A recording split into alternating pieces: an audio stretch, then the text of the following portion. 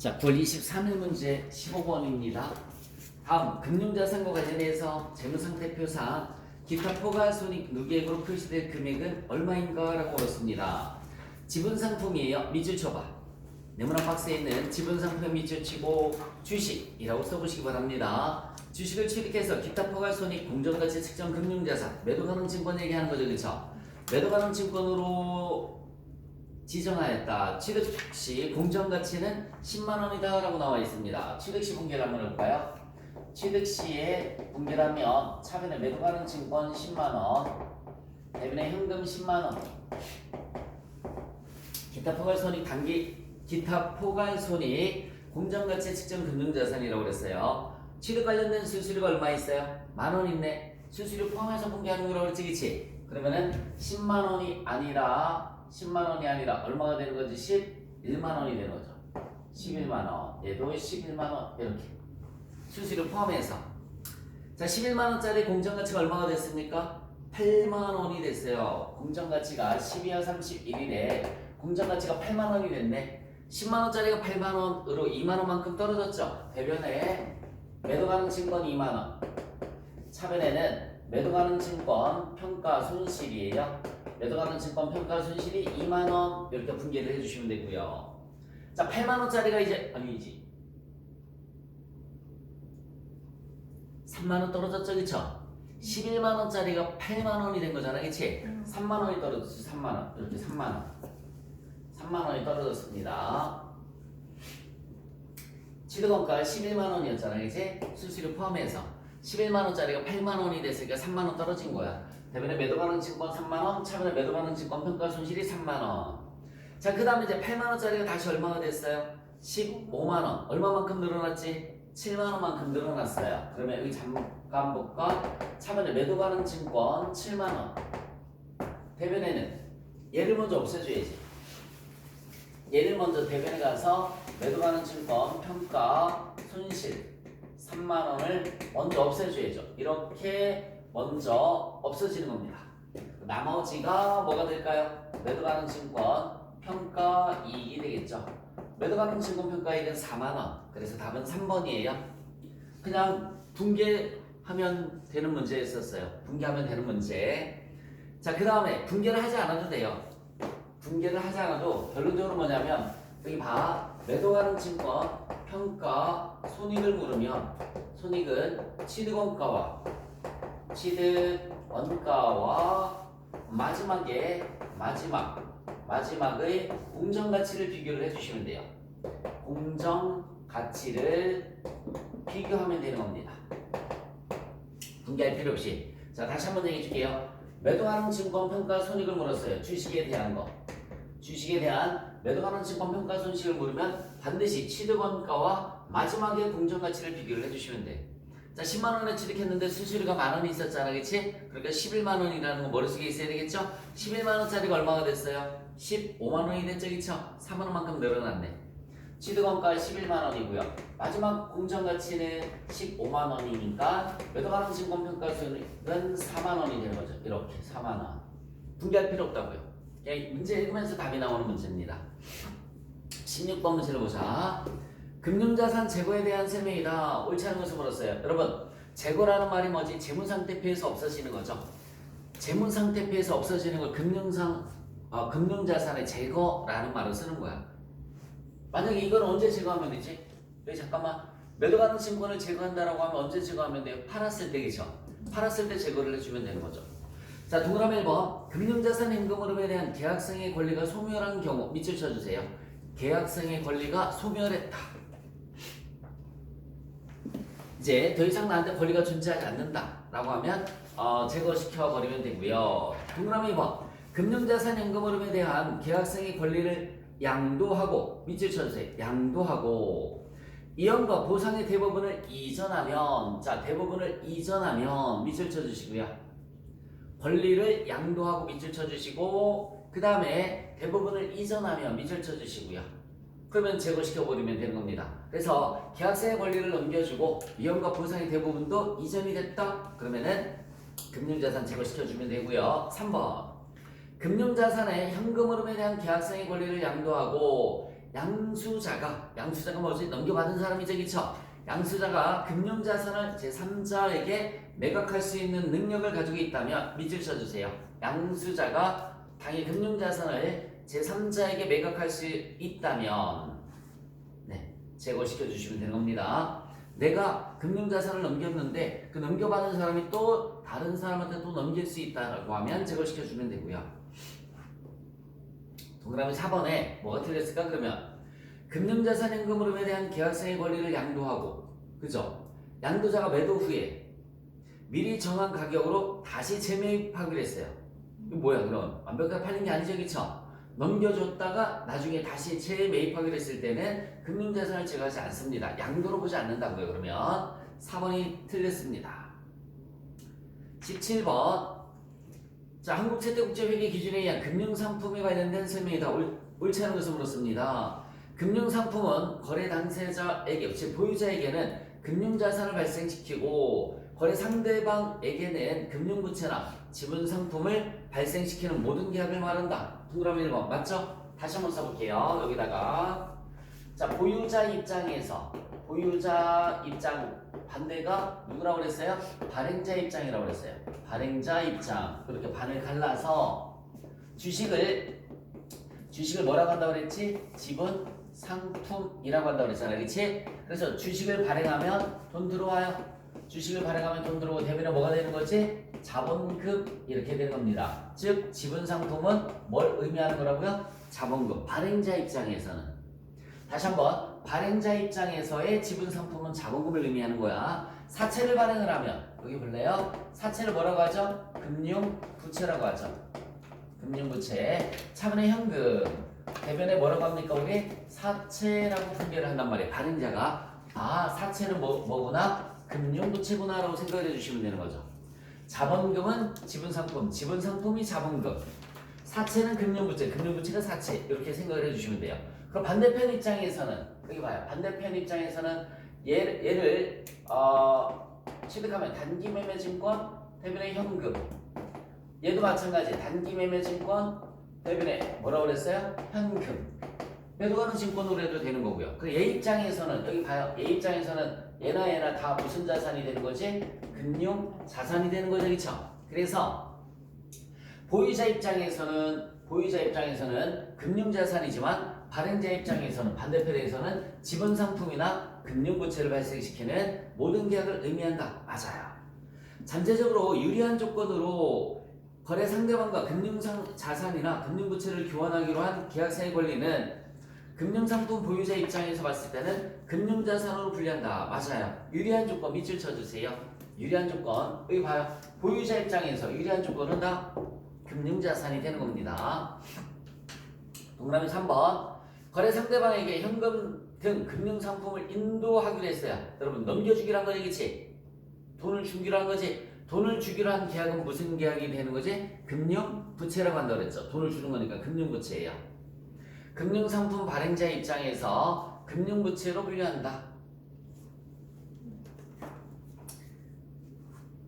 4번에 확정 수량의 자기 지분 상품을 확정 금액에 현금 등 금융자산을 교환해서 결제하는 방법 외의 방법으로 밑줄 쳐주세요. 외의 방법으로 여기 잠깐만 고개 들어봐요. 수량과 금액이 있어서 수량과 금액이 모두 확정이 됐어요. 수량도 확정이 됐고 금액도 확정이 되면 이거는 지분 상품인데 이거는 지분 상품이에요. 수량도 확정, 금액도 확정이면 지분 상품이에요. 근데 지금 그 문장은 뭐예요? 확정 수량 확정됐죠, 그쵸? 자기 지분 상품을 확정 금액, 여기 봐요. 금액도 확정이 됐죠, 그쵸? 그런데 그 뒤에 문장이 뭐야? 확정 수량의 자기 지분 상품을 확정 금액의 현금 등 금융자산을 교환해서 결제하는 방법 외의 방법으로 결제된다라고 나와 있죠, 그쵸? 그럼 이건 그 지분 상품이 아니라 뭐라고요? 금융부채로 분류를 한다. 외의 방법이니까. 그래서 여기 잠깐만 얘가 미확정이 됐어. 둘 중에 하나라도 얘가 확정이 됐어요. 그럼 이거는 금융부채예요. 이거는 금융부채. 자, 얘가 확정이 됐어요. 근데 얘가 미확정이 됐어요. 얘가 미확정이 됐습니다. 이것도 역시 마찬가지 금융부채로 분류를 해주는 거고요. 둘 다 미확정이 됐습니다. 둘 다 미확정이 됐어요. 그러면 얘도 역시 마찬가지 금융부채로 분류를 해주는 거다. 금융부채. 둘 다 수량과 금액이 둘 다 확정이 되는 것만 지분상품으로 분류된다라고 알아두시면 돼요. 옳지 않은 것은 4번이었고요. 자, 18번 문제를 보자. 주식으로 전환할 수 있는 권리가 있는 게 무슨 사채라고 그랬어요? 전환사채라고 그랬죠? 전환사채 600만 원을 발행을 했습니다. 발행 시점에 계상할 전환권 대가를 계산하면 얼마인가? 라고 물었어요. 상환할증금은 없다라고 나와 있습니다. 상환할증금이라는 것은 뭐냐면 밑줄 쳐봐요. 자, 일단 전환권 대가는 대부분이 자본으로 분류가 된다고 그랬고요. 상환할증금의 뜻이 뭐냐면 주식으로 미전환 시 추가 지급하는 금액, 주식으로 미전환 시 추가 지급하는 금액을 우리가 뭐라고 하느냐면 상환할증금이라는 말을 쓰는 겁니다. 상환할증금. 액면금액이 얼마라고 나와 있어? 600만 원 나와 있죠? 만기는 2001년부터 해서 2003년까지니까 3년이네요. 그리고 여기 잠깐만 한번 볼래요? 하나, 둘, 셋. 만기 때 액면이 600만 원인데요. 그리고 원래 이 액면에 상환할증금을 줘야 되는데 상환할증금이라는 게 나옵니다. 일반 사채에서는 안 나오는데 전환사채에서는 상환할증금이라는 게 나와요. 상환할증금이 다행히도 없습니다.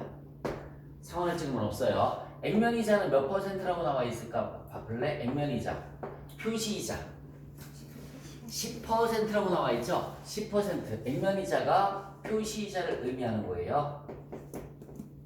그러면 여기에 600만 원의 10%니까 60만 원 이렇게 되는 거예요. 600만 원의 10%니까 60만 원. 그럼 여러분 여기 잠깐만 한번 볼래? 이거 두 개 뒤에서 곱하기 연금현가. 두 개 뒤에서 곱하기 연금현가. 액면이자는요. 액면이자는 곱하기 현가를 해주시면은 이거의 현재 가치가 나올 거예요. 자, 액면이랑 상환할증금이 있으면 얘 도에서 두 개 도에서 연금현가 이자 곱하기 현가를 해주시면 돼요. 나와 있죠? 0.7118이 현가라고 나와 있어요. 잘못했다. 바뀌었지? 여기가 뭐예요? 얘가 현가고 얘가 연금현가입니다. 바뀌었어요. 다시 한번. 위에가 곱하기 현가고요. 이자가 연금현가죠. 이자가 연금현가 바뀌었습니다. 자, 현가가 0.7118 곱해보시고 밑에 연금현가는 얼마라고 나와 있어요? 2.4018 이렇게 나와 있어요. 2.4018 이렇게 나와 있습니다. 자, 이거 계산하면 얼마인가 계산해볼래? 600만 원 곱하기 0.7118 600만 원 곱하기 0.7118을 하면은 얼마 나오니? 427만 800원 427만 800원 밑에는 60만 원 곱하기 2.4018을 한번 해보세요. 60만 원 곱하기 2.4018 하면 144만 1,080원 144만 1,080원 두 개 더해준 걸 우리는 뭐라고 하느냐면 두 개 더해준 걸 일반 사채 발행가액이다 라는 말을 써요. 일반 사채 발행가액 두 개 더해주면 얼마나 나올까요? 571만 1,160원? 880원이구나. 1,880원 이렇게 일반 사채 발행가액과 전환사채 발행가액 전환사채 발행가액 문제 첫 번째 줄 얼마라고 나와 있어? 600만 원 나와 있죠? 문제 첫 번째 줄에 전환사채 발행가액이 600만 원. 원래 570만 원에 발행해야 되는데 600만 원에 발행한 거예요. 요거 두 개 차이를 우리는 뭐라고 하느냐면 전환권 대가라는 말을 쓰는 거야. 전환권 대가는 28만 8,120원 이렇게 계산이 됩니다. 그래서 답은 2번이 답이 되는 거예요. 자, 전환권 대가 구하는 방법 어렵지 않아요. 여기 잠깐만 액면금액 플러스 뭐라고 그랬어? 상환할증금. 이 문제에서만 상환할증금이 없는 거야. 있는 것들도 많아요. 있으면 두 개 더해서 현가. 액면이자 곱하기 연금평가 현재가치 나오죠? 두 개 더해주시면 이걸 일반 사채 발행가액이라고 하는 거야. 일반 사채 발행가액하고 전환사채 발행가액을 비교해 주시면은 전환권 대가가 나오는 겁니다. 전환권 대가가 주식으로 전환할 수 있는 권리에 대한 대가다라고 말씀을 드렸어요. 주식으로 전환할 수 있는 권리에 대한 대가. 자, 19번 문제 보도록 하겠습니다. 다음 중 사채 회계처리에 대한 셈입니다. 옳지 않은 것을 물었습니다. 사채 발행비는 사채 발행 금액에서 차감하는 거 맞아요. 사채 발행비가 없는 상황에서 사채를 조기 상환하는 경우, 여러분 조기 상환이 일찍 갚는 거죠, 그치? 자, 여기 잠깐만 봅시다.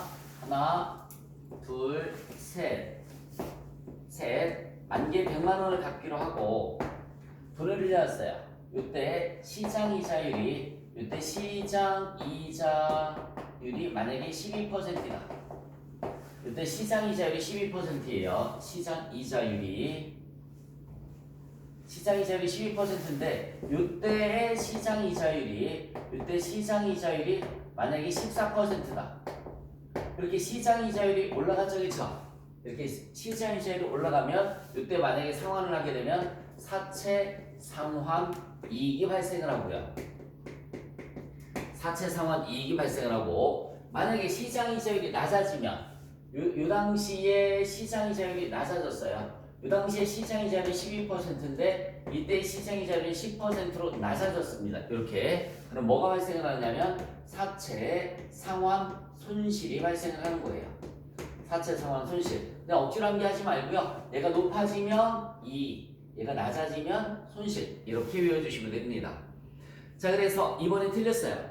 사채를 조기 상환하는 경우에 상환일의 시장 이자율이 발행일의 시장 이자율보다 높으면 사채 상환 이익이 발생을 한다. 3번. 사채 발행비가 없는 상황에서 연속 상환 사채 발행 금액은 사채로부터 발생하는 미래 현금 흐름을 사채 발행 시점의 시장 이자율로 할인한 현재 가치가 된다. 맞습니다. 그래서 미래 현금 흐름을 발행 시점의 시장 이자율로 할인한 현재 가치. 우리 여기 잠깐만요.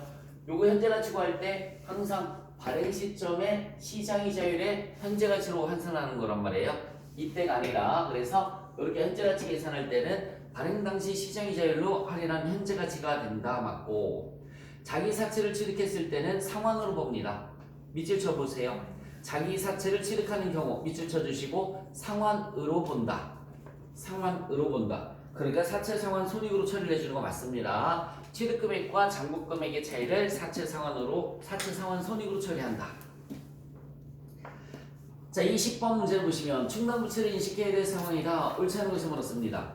A사는 제품을 판매하는 시점에 구매자에게 제품 보증을 약속하고 있으나 법적 의무가 존재하는 것은 아니다. 과거 경험에 비추어 보면 제품 보증 요청이 발생할 가능성이 매우 높다라고 나와 있습니다. 제품 보증 충당부채라고 하죠, 그쵸? 제품 보증 충당부채.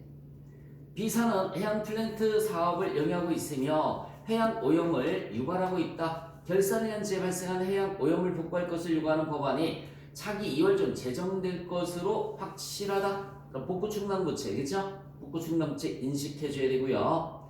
고객으로부터 손해배상 소송 사건을 계류 중이다. 법률 전문가는 당기만 현재 기업이 배상 책임을 이행할 가능성이 높다. 충당부채 당연히 인식을 해줘야 되고요. 여러분 4번에 뭐가 틀리냐면 수선 충당부채는 인정하지 않습니다. 수선비를 충당부채로 설정하는 것은 인정하지 않아요. 그래서 답은 4번에 수선비는 충당부채를 설정하면 안 된다. 4번이 답이에요.